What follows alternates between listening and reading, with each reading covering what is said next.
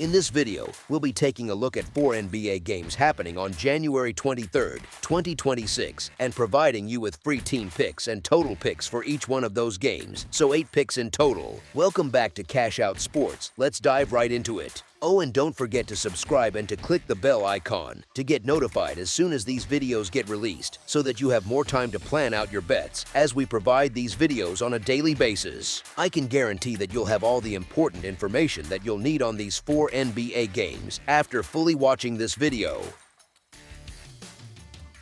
One more thing before we start, if you would like to gain access to our best exclusive sports picks to take your journey to the next level, then check out our Patreon in the link down below, where we offer our best single picks, parlay picks, and much more. Now let's get started.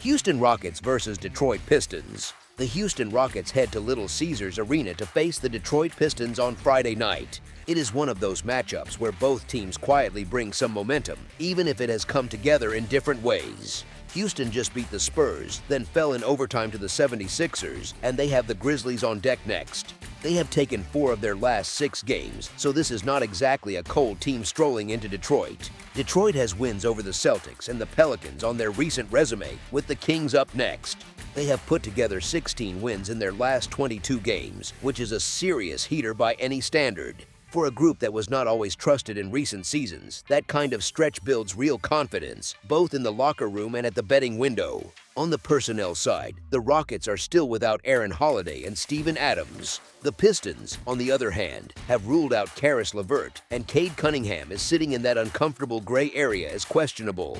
That one status alone can swing how their entire offense feels, so it is worth keeping in the back of your mind while looking at this matchup. These teams last met back on October 24th when the Pistons grabbed a 115-111 win on the road. Given how both franchises are currently playing, it makes sense to anticipate another tight contest here rather than some random 20-point blowout. Houston had started to warm up before that gut-punch overtime loss to Philadelphia on Thursday, which always leaves some emotional and physical residue. Even so, the Pistons are the ones favored at home, and it is not by accident. They have quietly become one of the hotter teams in the league and own a dominant home mark of 17 wins to 4 losses so far this season. That kind of home profile tends to matter, especially in spots like this where the opponent is coming in off a taxing game the night before. The Rockets are sitting at 2 wins to 8 losses against the spread in their last 10 outings, and they have already dropped 13 road games this year.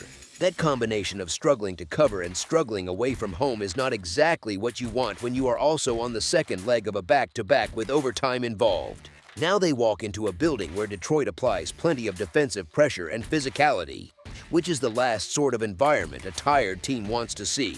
The Pistons are 17 wins to 4 losses straight up at home and a profitable 23 wins to 18 losses to 1 push against the spread overall. So this is not just a vibe story, it has actually shown up on tickets and tickets cashed. This scheduling spot works against Houston, given how that overtime game played out and how quickly they have to reset against another physical opponent on the road. Because Detroit has the home court, the rest advantage, and a track record of taking care of business in this building, the scales tilt their way to cover a reasonable spread in a close but controlled win. As our first pick for this matchup, the Detroit Pistons to win and cover the spread as favorites is our full game side pick. Both Detroit and Houston lean on a profile that wins with defense and rebounding, the classic defend, clean the glass, and live with half-court possessions approach. They are long, physical teams that are comfortable slowing things down, which naturally leads the market to expect a rock fight and price the number lower because of it. Here is the thing though, that built-in assumption can overshoot the mark a bit. Ask yourself a simple question: can both teams get to 110 points in this game? The honest answer is that yes, they can, and if that happens, the total gets home without requiring anything crazy. We are not talking about some inflated number stuck up in the 240s where everything has to go perfectly for an over ticket to cash. We are on the other end of the spectrum, where a modest offensive night from both sides can be enough. The spread adds an interesting layer to how you think about the scoring environment, even if it does not decide the total by itself. Detroit is not priced like a pick-em here. The number sits around that mid-range 4.5-point favorite zone. That type of spread usually suggests that the home side will not be completely dragged into a 90-88 rock fight possession after possession. Instead, it hints that the offense should find some rhythm, that there will be stretches where the scoring flows a bit more freely. and that both teams will get enough clean looks to keep the scoreboard moving. We can circle around this as much as we like, but with a total this low, the smarter contrarian angle is to push back against the automatic under instinct. Not a lot is required from either team for the over to get there, given the current pricing. So leaning toward a game where the physical style is still present but the points accumulate enough to beat this number makes sense. As our second pick for this matchup, over the projected total is our full game total pick. Boston Celtics versus Brooklyn Nets. The Boston Celtics head into Barclays Center to take on the Brooklyn Nets on Friday night. It has that familiar feel of a rivalry spot, but with two teams moving in very different directions lately. Boston is coming off a strong win over the Pacers after previously dropping a game to the Pistons, and they have the Bulls on deck next. The Celtics have taken 19 of their last 27 games, which is the kind of stretch that keeps a locker room feeling pretty good about itself. Brooklyn, meanwhile, just lost to the Suns and the Knicks, and the Clippers are waiting for them after this one. The Nets have dropped 11 of their last 13, and that type of slide wears on a team, no matter what anyone says publicly. On the injury front, the Celtics are still without Jason Tatum, and they have also decided to rest Derek White in this matchup. The Nets have ruled out Haywood Highsmith again, so their rotation stays a bit thin on the margins. Boston has been on a roll, and after they smashed the Pacers in their last outing, you can imagine the confidence level is pretty high, which partly explains their comfort in sitting White against a struggling Nets squad. Brooklyn, of course, is coming off that brutal 54-point loss to the Knicks, which was flat-out embarrassing. Honestly, you would expect a professional group to respond with some pride after that kind of beating, and that is why resting White feels like it opens a small window for the Nets to punch back early. They do have spurts where they get up for rivalry-type games, and they have shown pockets of real effort against both the Celtics and the Knicks at times. The problem is that more and more, the Nets look like a group that has already mailed it in mentally. They just put up 66 points against the Knicks, which is almost comically bad at this level. 66 points. That is the kind of number where you start joking that you and 4 random guys from LA Fitness might at least make it more entertaining. On the other side, the Celtics keep stacking wins and sit at 25 wins to 17 losses to 1 push against the spread this season. They also have a little extra motivation here since they lost to the Nets back in November as a 14-point favorite and will want to correct that. History is also on their side, as Boston has taken 9 of the last 10 meetings between these two teams. So while this one might stay competitive for a half, especially if Brooklyn comes out with some early emotion after getting humiliated, the deeper you go into the game, the more likely it feels that Boston's overall quality shows up. Even without Tatum and with White resting, the Celtics have the structure and depth to pull away late and grab a comfortable road win that covers the spread. As our first pick for this matchup, the Boston Celtics to win and cover the spread as favorites is our full game side pick. The Boston Celtics are averaging 117.2 points per game on 47.3% shooting from the field while allowing 110.5 points on 45% shooting.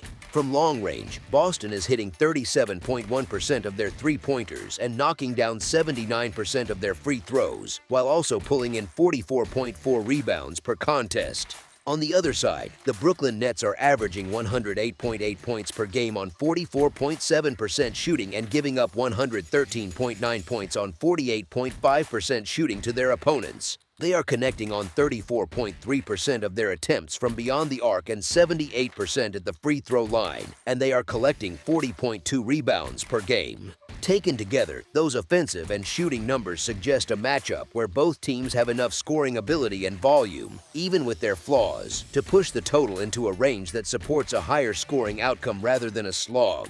As our second pick for this matchup, over the projected total is our full game total pick.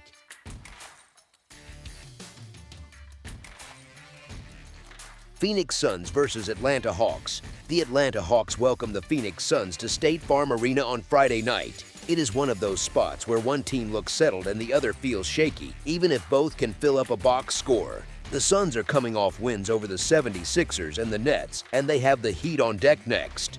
They have taken 13 of their last 18 games, so they carry real form and confidence into this trip.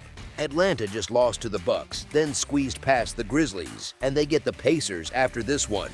The Hawks have dropped 17 of their last 25, which tells you plenty about how uneven their season has been. On the injury side, Phoenix does not have a single player listed on the report, which is a luxury this deep into a campaign. The Hawks are still missing Kristaps Porzingis and Zachary Rysakar, so they remain short of full strength. The Suns have quietly turned into one of the sharper form teams in the league lately, with everyone available and contributing. They just knocked off the 76ers in a solid win on Tuesday, which only adds to their current surge. Given how poor the Hawks were before that narrow win on Wednesday, it is a little surprising they are not facing a bigger number here against Phoenix. Phoenix has an offense that travels well, which matters a lot on the road. The Hawks can absolutely score too, but their biggest weakness shows up in the one area that decides these short spreads: defensive consistency. They are too generous with what you could call free points, lapses in transition, and blown coverages that turn into easy looks for opponents. Atlanta deals with sloppy transition moments, and teams tend to shoot the ball cleanly against them overall. That is basically the blueprint for how Phoenix can cover a modest number, with the Suns being the better group on both ends of the floor. Phoenix's defense and physical style is built to control stretches of a game, to lean on opponents without getting rattled. If this somehow turns into a pure trading buckets type of game, Phoenix is still the side more likely to keep its shot quality steady across all 4 quarters. The Hawks, by contrast, have lived and died by streaks all season, with big runs followed by long droughts. Atlanta's offense can spike, and it can look great for 10 minutes, but they are also the team more prone to those ugly scoring lulls. Against a profile like Phoenix, with structure and length, you almost expect the Hawks to run into one of those dry spells. The real question is whether Atlanta can consistently bother the Suns when Phoenix starts firing from everywhere, and the answer, based on how they have defended, is no. Phoenix arrives with plenty of momentum, having won 6 of their last 8 overall, which only reinforces the trend of strong form mentioned earlier. They are playing a cleaner brand of basketball now, with fewer live ball turnovers and sharper execution possession by possession. The Suns lean on a sturdy offense and suffer from fewer defensive breakdowns, while the Hawks still feel sloppy on too many nights. So the Hawks remain a team that does not inspire much confidence from a betting standpoint most evenings, and that holds true again here. Atlanta is 7 wins to 13 losses straight up at home, which is hardly a fortress. Phoenix, on the other hand, is as healthy as they have been all season and sits at a league-leading 30 wins to 12 losses to 2 pushes against the spread. The Suns are also an incredible 22 wins to 4 losses against the spread in their last 26 games as a favorite. At this point, they really have become a cash cow, the kind of team you almost feel comfortable backing on principle when the number is reasonable. All the things you normally want in a favorite are present here: form, health, defensive edge, and offensive trust. As our first pick for this matchup, the Phoenix Suns to win and cover the spread as favorites is our full game side pick. The Phoenix Suns are averaging 114.7 points per game on 46.2% shooting from the field and allowing 111.9 points on 46.8% shooting. From deep, they are hitting 36.5% of their three-point attempts and 79.5% at the free throw line, while pulling down 43.2 rebounds per game. The Atlanta Hawks are averaging 118.4 points per game on 48% shooting and also allowing 118.4 points on 47.5% shooting. They are knocking down 37.4% of their shots from beyond the arc and 77.3% at the free throw line, and they are grabbing 42 rebounds per contest. On the surface, those offensive averages suggest a matchup that could easily tilt into a higher scoring track, especially with Atlanta's raw scoring number. But the story underneath has a few more layers, and that is where the under starts to make more sense, even if it seems a bit counterintuitive at first glance. Phoenix brings a defense that is not just physical but organized, and that kind of structure tends to bother a team like the Hawks that leans on rhythm and streaks. Atlanta's season has been full of games where the offense looks explosive for stretches, then suddenly hits a wall for 4 or 5 minutes at a time. Those droughts are already baked into how this team plays, and when you pair that with Phoenix's profile, you get a realistic chance that the Hawks land below their average. On the other side, while the Suns can score, they do not have to play at a frantic pace to be effective. They can slow things down, work through their sets, and hunt the looks they like, which quietly chips away at total possessions. When a game leans more toward half-court possessions, even with capable scorers, it can drag the total number of points into a slightly lower band than the raw per-game averages might suggest. Put another way, the combination of Phoenix's steady defense, Atlanta's habit of hitting offensive lulls, and the possibility of fewer easy transition sequences creates a realistic path where the final score lands shy of the projected total. You still get stretches of scoring, but the overall shape of the game tilts toward a slightly more controlled tempo and a few too many empty trips to threaten a big fireworks show on the scoreboard. As our second pick for this matchup, under the projected total is our full game total pick.